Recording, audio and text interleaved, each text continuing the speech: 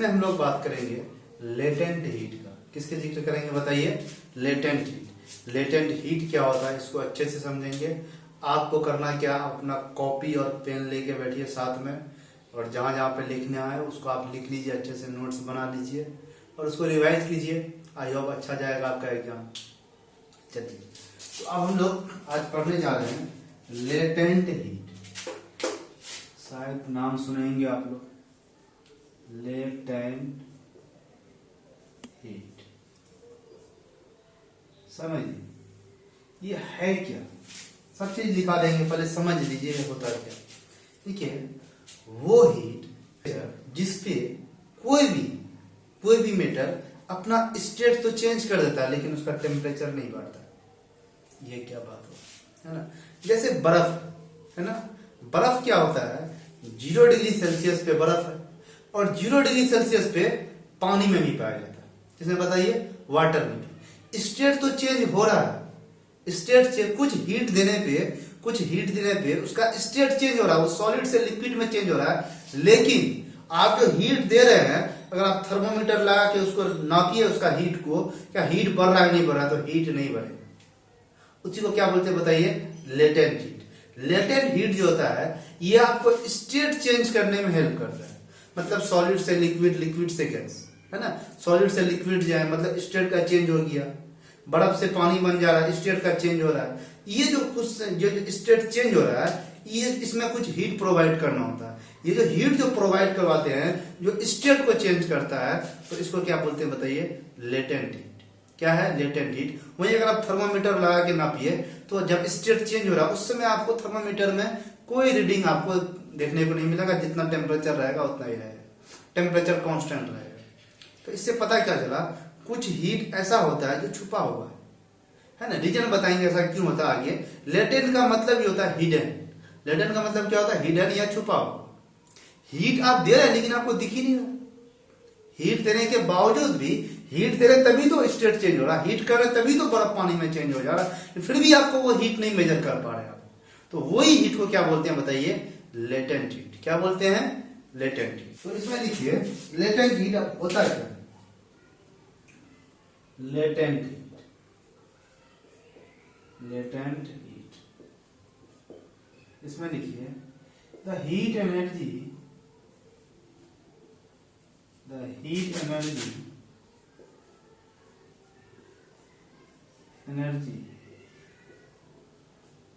which is required to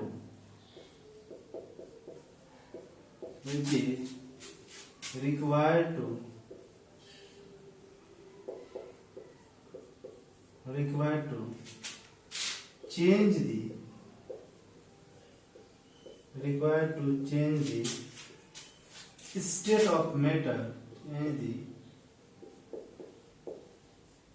of matter,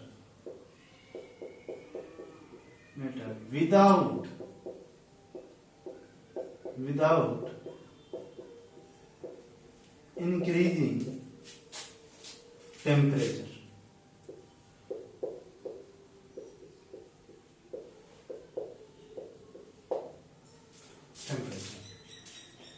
मतलब वो heat energy, वो हीट जो कि आप किसी भी मेटल के स्टेट को चेंज करने में दे रहे हैं लेकिन उसका टेम्परेचर नहीं बढ़ रहा है, उसका टेम्परेचर क्या हो रहा है? नहीं बढ़ रहा है। उसी को हम लोग क्या बोलते हैं? Latent heat. ब्रैकेट में लिख लीजिए latent heat means hidden heat. ये जो लेटेंट हीट होता है ये आपको हिडन हीट होता है। ये हीट छुपा हुआ, हीट हो रहा है लेकिन आप उसको कैलकुलेट नहीं कर पा रहे, इसलिए इसका नाम क्या देते हैं बताइए? Latent heat. ये लेटेंट हीट जो होता है ये हमेशा स्टेट को चेंज करने में हेल्प करता है। क्या? किसमें बताइए? स्टेट को चेंज करने में। Next point, latent heat is always used to change the state of matter,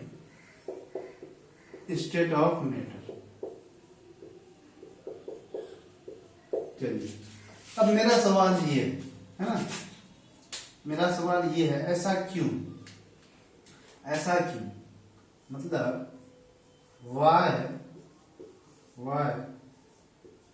latent heat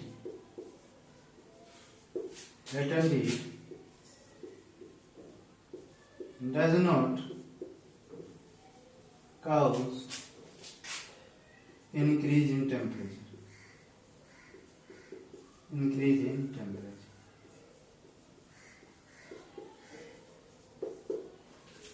ऐसा क्यों होता है कि लेटेंट हीट जो होता है ये आपको टेम्परेचर इंक्रीज नहीं करवाता है किसी सब्सटेंस का, हाँ उस सब्सटेंस उस मेटल का स्टेट को चेंज करने में ये हेल्प करता है।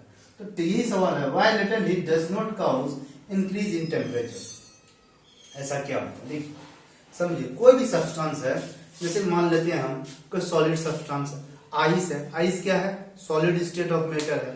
अब आइस जो है इसका पार्टिकल जो है ये काफी पास है, काफी पास है, तो इसके पार्टिकल के बीच में एक फोर्स ऑफ अट्रैक्शन लगता है। क्या लगता है बताइए, फोर्स ऑफ अट्रैक्शन, और वो काफी ज्यादा होता है सॉलिड के केस में, हम लोग कंपैरिजन देख चुके हैं। तो ये जो फोर्स ऑफ अट्रैक्शन होता है, लेटेंट हीट का काम होता है इस फोर्स ऑफ अट्रैक्शन को ओवरकम करना। क्या करना बताइए, इस फोर्स ऑफ अट्रैक्शन को खत्म करना। ये क्या होता है, इसका जो पार्टिकल होता है जो आप हीट दे रहे हैं उसको एब्जॉर्ब कर लेता है। क्या कर लेता है बताइए, उसको एब्जॉर्ब करके वो जो फोर्स ऑफ अट्रैक्शन है उसको खत्म करता है। उसको जब खत्म करता है तब जाके इसका स्टेट चेंज हो जाता है। जैसे पार्टिकल दूर दूर चला गया, पार्टिकल दूर दूर चले गया, उनके बीच में अट्रैक्शन फोर्स है वो कम हो गया, स्पेस बढ़ गया, तो अब पार्टिकल का क्या हो जाएगा, स्टेट वो नहीं रहेगा जो पहले, अब स्टेट चेंज हो जाएगा। सॉलिड है तो लिक्विड में चेंज हो गया क्योंकि स्पेस बढ़ गया, अट्रैक्शन घट गया, है ना। लिक्विड है तो और ज्यादा स्पेस बढ़ गया और ज्यादा फोर्स ऑफ अट्रैक्शन घट गया, तो फिर वो गैस में चेंज हो गया। तो इसका रीजन देंगे, ये जो आप हीट सप्लाई कर रहे हैं जिसको आप लेटेंट हीट बोल रहे हैं, ये लेटेंट हीट जो होता है ये हमारा latent heat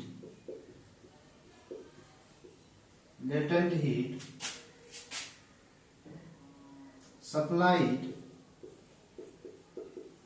to overcome the attraction force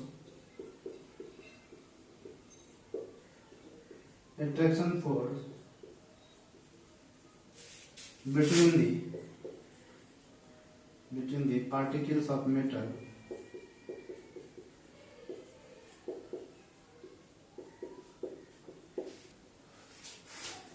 ये जो होता है आपको latent heat supplied to overcome the attraction force between the particles of matter to change its state. दूसरा, latent heat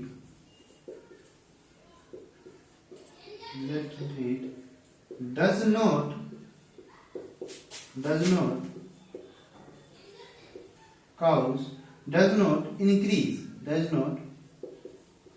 not increase kinetic energy of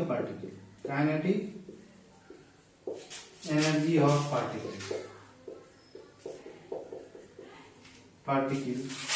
So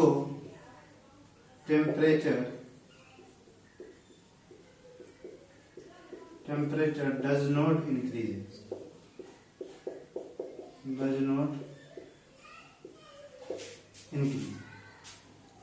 ठीक है, देखिए latent heat जो होता है ये आपको पता है पार्टिकल्स के बीच में अट्रैक्शन फोर्स लगता है, इसको खत्म करने के लिए लेटेंट हीट मददगार साबित होता है, वो हेल्प करता है ये फोर्स ऑफ अट्रैक्शन को खत्म करने के लिए और स्टेट को दूसरे स्टेट में चेंज करने के लिए। और देखिए जब हीट आप दीजिएगा तो कुछ तो एब्जॉर्ब कर लिया, उसके बाद जितना हीट रहेगा वो काइनेटिक एनर्जी में चेंज हो जाता है। किसने बताइए, आपको पढ़ा है अमाउंट ऑफ एनर्जी, यहाँ पे हम लोग काइनेटिक एनर्जी बोलते हैं। अब जब अगर काइनेटिक एनर्जी हो जाएगा, पार्टिकल काइनेटिक एनर्जी गेन कर लेगा, तब जाके उसका टेम्परेचर बढ़ेगा, तब जाके क्या होगा, उसका टेम्परेचर बढ़ेगा। लेकिन लेटेंट हीट देने से काइनेटिक एनर्जी नहीं आता है, पार्टिकल जो होता है उसमें कोई भी काइनेटिक एनर्जी नहीं पाया जाता है, जिसकी वजह से उसका टेम्परेचर नहीं बढ़ के सिर्फ स्टेट बढ़ता है। क्लियर है? चलिए, ये जो लेटेंट हीट होता है ये दो तरह का होता है। कितने तरह होता है? दो तरह का। एक तो आपको सॉलिड से आप लिक्विड में चेंज कर रहे हैं, उसका समय एक लेटेंट हीट होता है, उसको क्या बोलते हैं? लेटेंट हीट ऑफ फ्यूजन या लेटेंट हीट ऑफ मेल्टिंग, दोनों बोल सकते हैं क्योंकि फ्यूजन मेल्टिंग एक ही वर्ड है। और एक होता है आप लिक्विड से गैस बना रहे हैं। क्या बना रहा है बताइए? लिक्विड से गैस, तो उसको बोलते हैं लेटेंट हीट ऑफ वेपराइजेशन। क्या बोलते हैं बताइए? Latent heat of vaporisation. तो अब हम लोग को यही पढ़ना, ये दोनों लेटेंट हीट ऑफ फ्यूजन क्या होता है और लेटेंट हीट ऑफ वेपराइजेशन क्या होता है। चलिए, इसको पॉज करके लिख लेना है, मैं मिटा देता हूं। अगर आप पिछला लेक्चर नहीं देखे हैं तो आप देख लीजिए, तब आपको और अच्छे से समझ में आएगा। या आपको अगर आता है पिछला चीज अच्छे से तो फिर कोई दिक्कत नहीं, आप यहां से कंटिन्यू कर सकते हैं।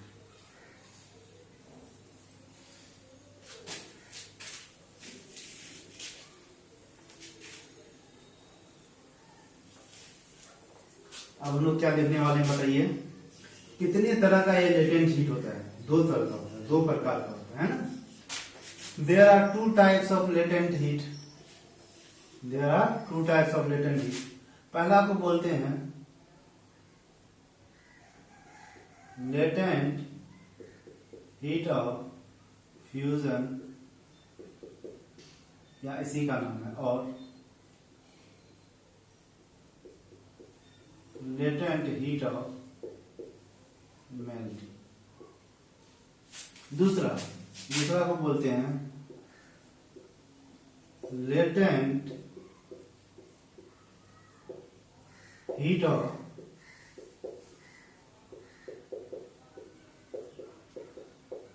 वेपराइजेशन। ये क्लियर है? चलिए देखिए,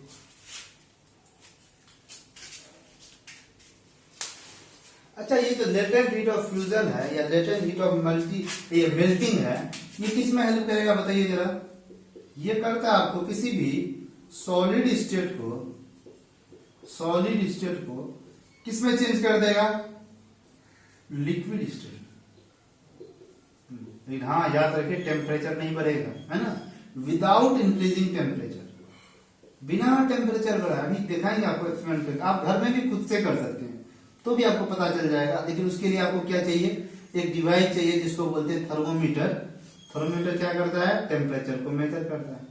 और आपके पास वो है, बाकी बर्फ वगैरह तो इजीली मिल जाता है घर में, तो आप घर में भी करके देख सकते हैं, आपको पता चल जाएगा, लेटेंट हीट का फीलिंग आ जाएगा। और ये लेटेंट हीट ऑफ वेपराइजेशन क्या करेगा बताइए? Liquid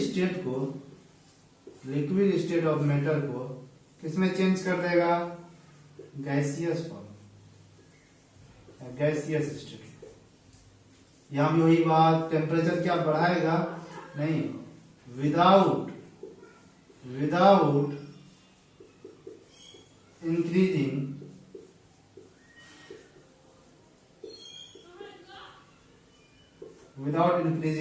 temperature. ये क्लियर है?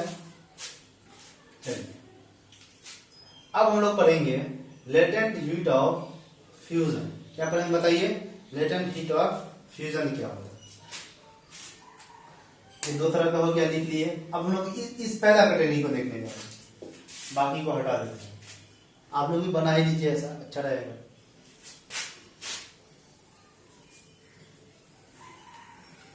अब आराम से पढ़ेंगे लेटेंट हीट ऑफ फ्यूजन, फिर पढ़ेंगे हम लोग लेटेंट हीट ऑफ वेपराइजेशन, उसके बाद हम लोग देखेंगे सब्लिमेशन, उसके बाद मेरा ये टेम्परेचर से रिलेटेड बातें खत्म हो जाएगा। फिर बात कर लेंगे हम लोग क्या प्रेशर घटाने बढ़ाने से भी ये जो मेटल का जो स्टेट होता है क्या ये चेंज होता है, क्या उस पर कुछ इफेक्ट पड़ता है, वो देख लेंगे।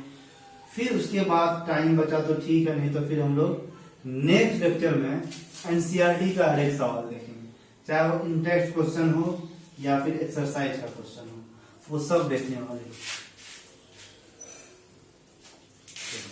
लगाइए लेटेंट हीट ऑफ फ्यूजन, इसको समझिए क्या।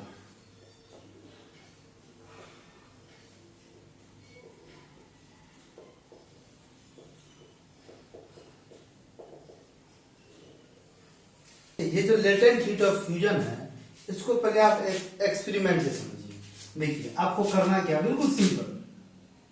एक गिलास ले लीजिए आप, ना स्टील का गिलास या कोई बीकर ले लीजिए, ये ले लिए गिलास, है ना। अब इसमें क्या करना है आपको, छोटा छोटा बर्फ का टुकड़ा ले लेना, जिसको आइस क्यूब बोलते हैं ना, पानी में डाल के जिसको पीते हैं ठंडा करके, है ना।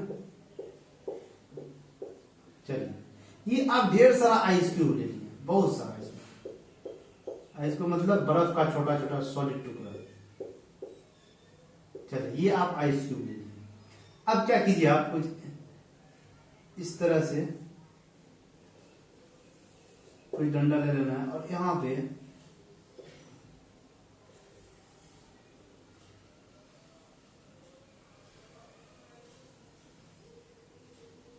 एक थर्मोमीटर लेना है। क्या लेना बताइए, थर्मोमीटर। ऐसे थर्मोमीटर को यहाँ पे डुबा देना, यहाँ पे कोई रीडिंग दिखेगा आपको, है ना, जितना टेम्परेचर है। ये क्या हमारा थर्मोमीटर। थर्मोमीटर क्या होता है बताइए, हीट को मेजर करता है, टेम्परेचर को मेजर, ठीक है। और फिर हम क्या किए, इसको हम हीट कर रहे हैं। इसको क्या कर रहे हैं बताइए, हीट कर रहे हैं।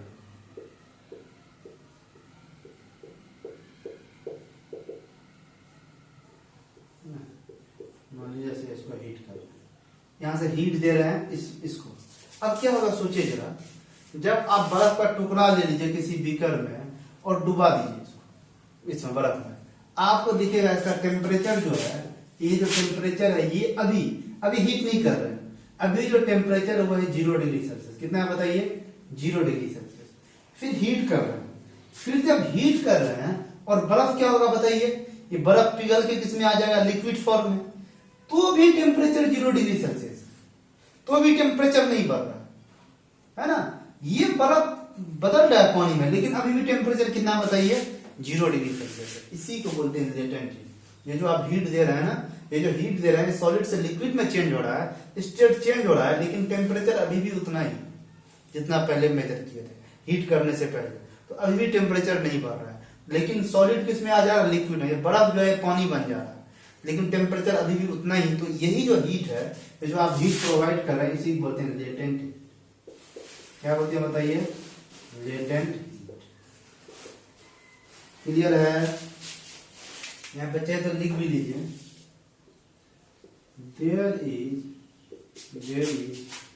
No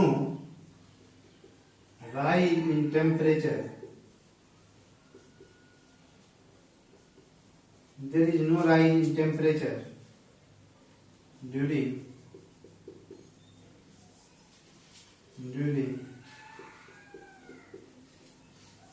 melting of ice.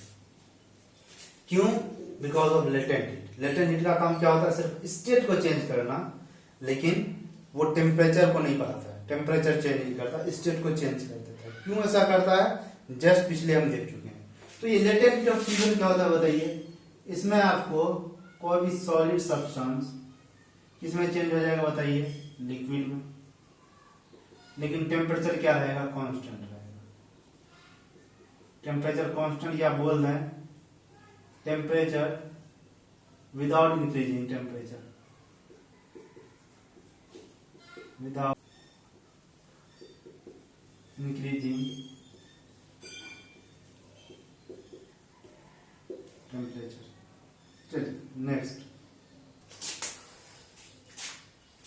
the heat which is going into ice but no increase its temperature is the energy required to change the state of ice from solid to liquid। मतलब जो latent heat of fusion होता है, ये वो heat है जिसमें आपको ये आइस का स्टेट तो चेंज हो रहा है, लेकिन ये टेम्परेचर चेंज नहीं हो रहा है। यहाँ करके बताया ना आपको, आप घर में भी कर सकते हैं, थर्मोमीटर की मदद से आप देखिएगा टेम्परेचर वही रहेगा, लेकिन आपको स्टेट वही रहेगा, लेकिन टेम्परेचर चेंज नहीं होगा। नेक्स्ट, अच्छा लेटेंट हीट होता क्या है, लेटेंट हीट ऑफ फ्यूजन होता क्या है। ये जो होता है लेटेंट हीट ऑफ फ्यूजन जो होता है, इसको हम लोग लेटेंट हीट ऑफ फ्यूजन और solid is the quantity of heat in joules, है ना। कितना जूल आप हीट प्रोवाइड कीजिएगा कि 1 kg सॉलिड लिक्विड में चेंज हो जाएगा। किसमें चेंज हो जाएगा बताइए? लिक्विड में विदाउट इंक्रीजिंग इस टेम्परेचर, तो हम लोग बोलेंगे वो क्या है, उस सब्सटेंस का उतना लेटेंट हीट है। उतना क्या बताइए? Latent heat. जैसे फॉर एग्जांपल आइस, आइस को आप कितना हीट दीजिएगा कि वो आपको सॉलिड से लिक्विड में चेंज हो जाए लेकिन टेम्परेचर नहीं बढ़े। तो ये जो हीट होता है इसको हम लोग जो नापते हैं जूल में नापते हैं। किसमें बताइए? जूल में। तो आपको 3.34 इंटू 10⁵ जूल पर केजी, ये इतना latent heat of fusion of ice होता है ना? या इसको शॉर्ट में ऐसा भी हम लोग बोल देते हैं, latent heat of fusion, LL, है ना? Latent heat of fusion of ice कितना है? 3.34 इंटू 10⁵ जूल पर केजी। इसका मतलब क्या हुआ? इसका मतलब ये हो गया, इतना जूल एनर्जी, इतना जूल आप हीट एनर्जी अगर आप दीजिएगा तो 1 KG solid, 1 KG ice liquid में चेंज हो जाएगा। तो इसी को बोलते हैं लेटेंट हीट ऑफ आइस। चलिए, ये तो रहा क्या, जब आप आइस को वाटर में चेंज कर रहे हैं तो आपको इतना हीट देना पड़ेगा, ठीक है? अच्छा, अगर हम वाटर को आइस में बदलें, सोचिए जरा, वाटर को आइस में बदलें तो हमको इतना हीट क्या करना पड़ेगा? निकालना पड़ेगा। उल्टा होता है, अगर आप हीट दे रहे हैं तो सॉलिड से लिक्विड में बदल जा रहा है, तो अगर हीट निकाल दीजिएगा फिर वो लिक्विड किस में आ जाएगा? सॉलिड में। कोई चीज लिखे है, when liquid freezes to solid equal amount of heat released out. कितना? यही इतना ही अमाउंट, इक्वल अमाउंट, मतलब 3.34 इंटू 10⁵ जूल पर केजी। ये जो हमारा ही होता है latent heat of fusion of ice. इतना हीट दीजिएगा तो 1 केजी आइस होता है वो वाटर में चेंज हो जाएगा, या इतना हीट अगर आप निकाल दीजिएगा तो वाटर जो है वो सॉलिड में चेंज हो जाएगा। तो इसी के साथ मेरा क्या कंप्लीट हुआ बताइए? Latent heat of fusion. चलिए, अब हम लोग देखने जा रहे हैं लेटेंट हीट ऑफ वेपराइजेशन। ये देखेंगे अब। अच्छा, लेटेंट हीट ऑफ वेपराइजेशन के बारे में लिखा है, उससे पहले आप थोड़ा सा फील ले लीजिए, आखिर होता क्या है लेटेंट हीट ऑफ वेपराइजेशन, है ना? जैसे लेटेंट हीट ऑफ फ्यूजन, हमको उम्मीद है आपको अच्छे से समझ में आ गया होगा। तो लेटेंट हीट ऑफ वेपराइजेशन का फील लेना जरूरी है, उसके बाद फिर आप आराम से लिखिएगा, कोई दिक्कत नहीं है। तो लेटेंट हीट ऑफ वेपराइजेशन क्या होता है? जैसे देखिए, आप किसी लिक्विड को हीट कर रहे हैं, क्या कर रहे हैं बताइए? लिक्विड को हीट कर रहे हैं। नॉर्मल हम वाटर का एग्जांपल ले लेते हैं ना, वाटर को हम हीट कर रहे हैं, ठीक है? वाटर को हीट कर रहे हैं, उसका टेम्परेचर बढ़ते बढ़ते 100 डिग्री सेल्सियस हो जाएगा। और आपको ये चीज पता है, बॉइलिंग पॉइंट ऑफ वाटर जो होता है ये 100 डिग्री सेल्सियस होता है। तो ये जो 100 डिग्री सेल्सियस जब टेम्परेचर हो गया, इसके बाद आप जब हीट कीजिएगा तो क्या होगा? ये वाटर किस में चेंज हो जाएगा? वेपर में, स्टीम में, है ना? वेपर को एक स्टीम बोलते हैं। तो वाटर वेपर में चेंज हो गया। वाटर का क्या स्टेट चेंज हो गया? हाँ, वाटर अभी लिक्विड में था, अब वेपर में चेंज हो गया, मतलब गैस में चेंज हो गया। लेकिन टेम्परेचर अभी भी 100 डिग्री सेल्सियस रहेगा। जैसे वाटर जब 100 डिग्री सेल्सियस पे था और फिर इस 100 डिग्री सेल्सियस पे फिर क्या हो गया? ये वेपर में चेंज हो गया। टेम्परेचर में कोई चेंज नहीं हुआ। आप 100 डिग्री सेल्सियस में थर्मोमीटर रख दिया और हीट करते चलिए, तो फिर आपको लगेगा कि वाटर जो है ये वेपर बन के उड़ रहा है, लेकिन टेम्परेचर अभी भी 100 डिग्री सेल्सियस है। टेम्परेचर कितना बताइए? 100 डिग्री सेल्सियस है। तो क्या हो गया? मतलब ऐसा हीट जो आपको स्टेट ऑफ मैटर को चेंज करे, स्टेट ऑफ मैटर को चेंज करे, लेकिन टेम्परेचर चेंज नहीं करे। वो कुछ भी हो सकता है, सॉलिड से लिक्विड हो तो उसको बोलेंगे लेटेंट हीट ऑफ मेल्टिंग या लेटेंट हीट ऑफ फ्यूजन, जो हम जस्ट पहले पढ़ चुके हैं कुछ देर पहले। अब जब लिक्विड से वेपर बनेगा तो इसको बोलेंगे लेटेंट हीट ऑफ वेपराइजेशन। मतलब कुछ ऐसा हीट है जो वेपर में चेंज कर रहा है, लेकिन वो हीट हमको दिख कहां रहा है? वो हीट अगर हमको दिखता, वो हीट अगर उसमें पता चलता, थर्मोमीटर में तो 100 डिग्री सेल्सियस से ज्यादा का रीडिंग आता, अभी भी 100 डिग्री सेल्सियस पे रुका हुआ है ना? ये कब तक 100 डिग्री सेल्सियस रहेगा? जब तक कि आपका सारा लिक्विड वेपर में चेंज ना हो जाए। क्लियर है? चलिए, इसको लिखा है उससे पहले आप डायग्राम के थ्रू समझिए। यही चीज जो हम बोले हैं, यही चीज को हम लिखाएंगे भी, और इसी चीज को हम लोग डायग्राम के थ्रू भी समझते हैं। जैसे फॉर एग्जाम्पल, जैसे बोले ना, आप एक गिलास ले लीजिए या आप एक बीकर ले लीजिए, है ना? ये मैं एक गिलास ले लिया। अब इसमें क्या बताइए? लिक्विड है, वाटर। क्या है बताइए जरा? वाटर। वाटर मतलब हाँ, पानी। चलिए कोई दिक्कत नहीं, ये वाटर है, इस वाटर को क्या कर रहे हैं हम लोग, हीट कर रहे हैं। इधर बर्नर वगैरह है ना,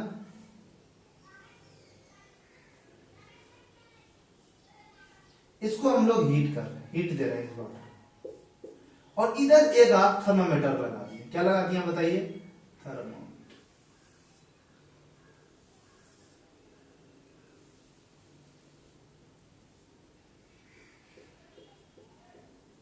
है ना, ये थर्मामीटर। ठीक है, इसको ऐसे पकड़ने में दिक्कत होगा तो गर्म होगा, आप इसको किसी तरह अटैच कर दीजिए, है ना, एक इस तरह से स्टैंड वगैरह ले लीजिए, स्टैंड में लगा के इसको डुबा के रखना पानी में। ये जब हीट कर रहे हैं, एक समय ऐसा आएगा इसमें टेम्परेचर बढ़ता चलेगा, अभी बढ़ेगा, क्योंकि नॉर्मल जो वाटर होता है ये 100 डिग्री सेल्सियस पे होता नहीं, जैसे हम लोग ट्यूबवेल से निकाले, नल से निकाले, है ना, तो वो 100 डिग्री सेल्सियस है नहीं, कुछ उसका टेम्परेचर 30 डिग्री, 40 डिग्री, 20 डिग्री, है ना, इस तरह से।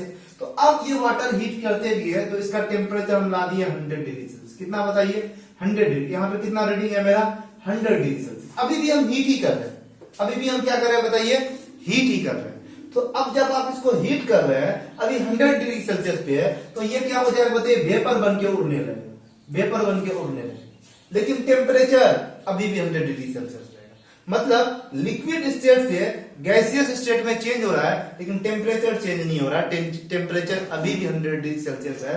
तो इसके यही जो आप हीट दे रहे हैं, ऐसा हीट जो स्टेट को चेंज करे लेकिन टेम्परेचर को चेंज नहीं करे, इसी को बोलते हैं लेटेंट हीट। क्या बोलते हैं बताइए, लेटेंट हीट। या ऐसा हीट जो आपको लिक्विड को वेपर में चेंज कर दे लेकिन टेम्परेचर चेंज नहीं करे, तो उसी को बोलते हैं लेटेंट हीट ऑफ वेपराइजेशन। क्या बोलते हैं बताइए, latent heat of vaporisation, in short LV. Clear है, चलिए ये इसी चीज को हम लोग लिखा दीजिएगा लैंग्वेज में आपको। Latent heat of vaporisation is the heat required to change liquid state into its gaseous state without changing temperature, without changing temperature. वो हीट जिसकी मदद से लिक्विड स्टेट जो होता है वो वेपर स्टेट या स्टीम स्टेट में चेंज हो जाता है, लेकिन टेम्परेचर बिना बढ़े, टेम्परेचर में कोई बदलाव नहीं है, टेम्परेचर अभी भी 100 डिग्री सेल्सियस। क्लियर है, ये वाटर के लिए 100 डिग्री सेल्सियस बोलते हैं। वाटर के अलावा कोई और लिक्विड होता तो उसका अलग बॉइलिंग पॉइंट होता है ना, तो हम लोग जनरली वाटर एग्जांपल लेके ही समझाते हैं। चलिए next, on heating water temperature increases till 100 degree Celsius, and at this temperature water starts boiling and starts changes into vapor. More heat supplied, more vapor will be formed. क्या बोल रहा है, heat करने पे, जैसे आप वाटर, नॉर्मल वाटर लिए, उसको आप हीट किए, टेम्परेचर बढ़ते बढ़ते 100 डिग्री सेल्सियस हो गया, और ये जो हम लोग बात कर रहे हैं लेटेंट हीट का, ये 100 डिग्री सेल्सियस पे बात कर रहे हैं। तो आप 100 डिग्री सेल्सियस पे अभी भी आप हीट कर रहे हैं, अभी भी आप हीट कर रहे हैं। अगर हीट बढ़ना चाहिए पानी का, 100 डिग्री सेल्सियस तो 101 डिग्री सेल्सियस होना चाहिए, 105 डिग्री सेल्सियस हो जाना चाहिए था, लेकिन ऐसा ना हो के 100 डिग्री सेल्सियस पे वो वेपर में चेंज हो गया, है ना। अच्छा, आप जितना ज्यादा हीट सप्लाई कीजिएगा उतना ज्यादा वेपर में चेंज होगा। More heat will be provided या more heat will be supplied, more vapour is formed, but temperature remains constant. Temperature क्या होता है, हमेशा कांस्टेंट रहता है। चलिए, once water start boiling the temperature remain constant, that is 100 degree celsius, till all water changes into steam।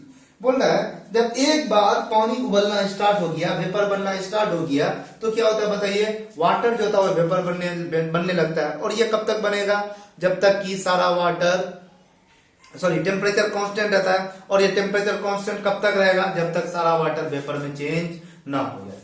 Next, अच्छा, latent heat किसको बोलेंगे, लेटेंट हीट को कैसे डिफाइन करें। देखिए, लेटेंट हीट ऑफ वेपराइजेशन की बात करते हैं।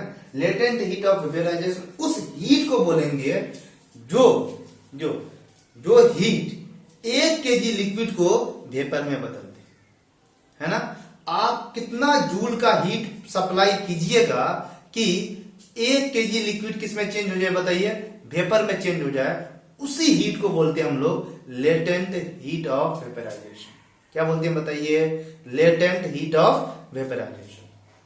चलिए वही लिखा है, the latent heat of vaporisation of liquid is the quantity of heat in joule required to convert 1 kg of liquid at its boiling point to its vapour without increasing temperature. मतलब वो हीट जिसकी मदद से आप 1 kg लिक्विड को उसके vapour form में चेंज कर दीजिए, लेकिन है ना टेम्परेचर नहीं बढ़ना चाहिए, टेम्परेचर कांस्टेंट रहना चाहिए। उसी हीट को हम लोग क्या बोलते हैं, latent heat of vaporisation, latent heat of vaporisation. और ये हीट को हम लोग जो मेजर करते हैं जूल में मेजर करते हैं। किसमें मेजर करते हैं बताइए, जूल में। जैसे एग्जांपल समझिए ना, आप मार्केट गए, आपको कुछ खरीदना है, चीनी खरीदना है, नमक खरीदना है, आप बोलते हैं 1 kg नमक दे दीजिए, तो वहां पे आप जो उसको नाप रहे हैं केजी में नाप रहे हैं। हम मार्केट गए, हमको वायर खरीदना था, तो हम क्या बोले, हमको क्या केजी बोलते हैं, 2 kg वायर दे दिए, नहीं 2 मीटर वायर दे दीजिए, तो वहां वायर को ही नापते हैं, मीटर में नापते हैं। सेम उसी तरह एनर्जी को जो हम लोग नापते हैं जूल में नापते हैं। किसमें नापते हैं बताइए, जूल में। तो हीट भी क्या है, heat is also a form of energy, यह भी एक एनर्जी का ही फॉर्म है, एनर्जी का ही प्रकार है। तो इसको भी हम लोग किसमें नापेंगे बताइए, जूल में। क्लियर है बताइए, कोई दिक्कत? चलिए, जैसे आपको हम एक चीज लिखाए थे कुछ देर पहले, लेटेंट हीट ऑफ फ्यूजन या लेटेंट हीट ऑफ मेल्टिंग, ये कितना था बताइए, 3.34 into 10 to the power 5। 10 to the power क्या था बताइए, 10 टू द पावर -5।